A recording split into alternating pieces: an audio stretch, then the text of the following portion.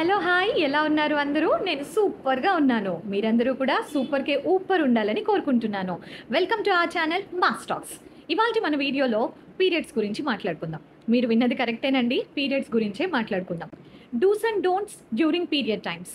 పీరియడ్స్‌లో ఎలాంటి పనులు చేయాలి? ఎలాంటి పనులు చేయకూడదు? అసలు మన ఓల్డెన్ డేస్‌లో అందరూ ఎలాంటి పద్ధతులు పాటించేవాళ్ళు? ఇప్పుడు మోడ్రన్ డేస్‌లో ఎలా ఉన్నాం మనం? దీని గురించి ఒక డిస్కషన్ చేసేద్దామా? పీరియడ్స్ గురించి అందరికీ ఉండే కామన్ క్వెషన్స్ ఏంటి? పీరియడ్స్ రాగానే తలస్నానం చేయాలా? పీరియడ్స్ అయిపోయాక తలస్నానం చేయాలా? పీరియడ్ అయిపోయాక ఇంట్లో ఉన్న బెడ్ షీట్స్, మనం యూజ్ చేసిన బట్టలు, పిల్లో కవర్స్, కర్టన్స్ అన్నీ వాష్ చేయాలా? అలా చేయకపోతే ఏమన్నా కీడు జరుగుతుందా? పీరియడ్స్ టైంలో పూజ చేయొచ్చా? పీరియడ్స్ టైంలో వంట చేయొచ్చా? ఎక్సర్సైజ్ చేయొచ్చా? మన ఇంట్లో ఏదైనా ఫంక్షన్ చేసుకోవచ్చా? వేరే వాళ్ళ ఫంక్షన్స్‌కెళ్ళొచ్చా? అబ్బా! ఎన్ని క్వెషన్స్ ఉన్నాయి కదా! వీటన్నిటికి ఆన్సర్స్ తెలుసుకునే ముందు అసలు మన ఏన్షియంట్ టైమ్స్‌లో, మన ఓల్డెన్ డేస్‌లో మన పెద్దవాళ్ళు పీరియడ్స్ వచ్చినప్పుడు ఎలా ఉండేవాళ్ళు? ఎలాంటి ఆచారాలు, పద్ధతులు పాటించేవాళ్ళో తెలుసుకుందామా? దాని వెనకున్న సైన్స్, లాజిక్ మనం అర్థం చేసుకుంటే ఈ క్వెషన్స్ అన్నిటికి ఆన్సర్స్ దొరికేస్తాయి తెలుసా?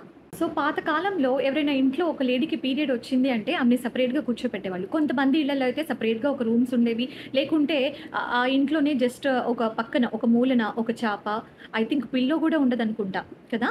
ఒక చెంబులో వాటర్ అండ్ చదువుకోవడానికి ఏదో ఒక బుక్సో, న్యూస్ పేపర్సో అలా ఇచ్చి పక్కన కూర్చోబెట్టేవాళ్ళు. అండ్ రూల్ ఏంటి అంటే వేరే ఏ వస్తువులు తాకకూడదు, వంట చేయకూడదు, ఎవరిని తాకకూడదు, సెపరేట్‌గా ఉండాలని.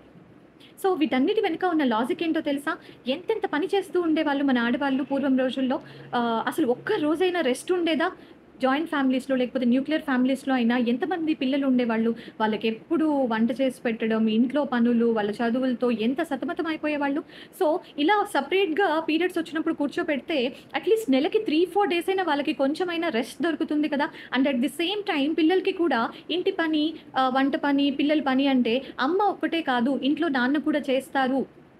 ఎందుకంటే వాళ్ళట్లా సెపరేట్‌గా ఉన్నప్పుడు అప్పట్లో ఇంట్లో మగవాళ్ళు కూడా పని చేసేవాళ్ళు. వాళ్ళే వంట చేసేవాళ్ళు. వాళ్ళే పిల్లల్ని రెడీ చేసి స్కూల్‌కి పంపించేవాళ్ళు. సో, పిల్లలు అదంతా చూస్తూ పెరిగినప్పుడు సో, ఇంట్లో అమ్మ ఒక్కటే కాదు పని ఇవన్నీ చేయాల్సింది. తనకెప్పుడైనా హెల్త్ బాలేదంటే నాన్న కూడా హెల్ప్ చేస్తారు. ఇలాంటి పనులన్నీ నాన్న కూడా షేర్ చేసుకుంటారు అని చెప్పి వాళ్ళకొక పాజిటివ్ థింకింగ్ వస్తుంది కదా!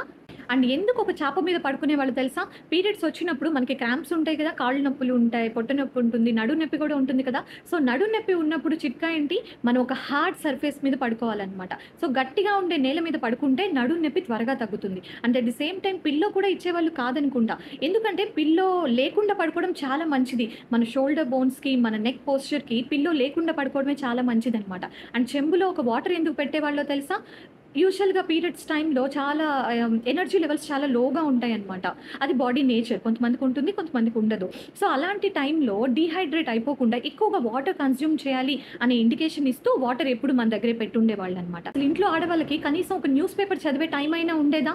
ఎన్ని పనులు ఓల్డెన్ డేస్‌లో ఏ వాషింగ్ మెషిన్స్, గ్రైండర్స్, మిక్సర్స్ ఏవి లేనప్పుడు వీళ్ళే కదా అన్ని పనులు చేసుకునేవాళ్ళు.